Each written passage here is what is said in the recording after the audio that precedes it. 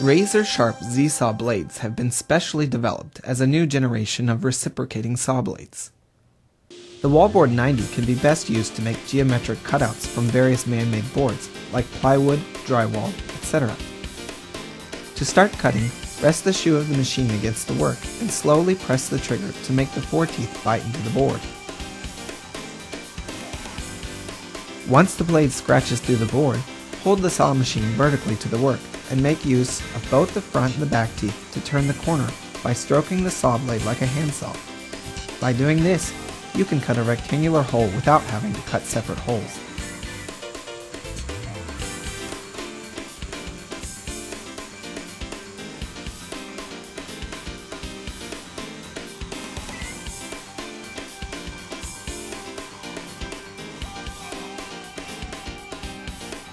The same results can be achieved cutting drywall using the wallboard 90, balancing between the front and the back teeth to achieve a cut that is much closer to 90 degrees than is possible with ordinary reciprocating saw blades.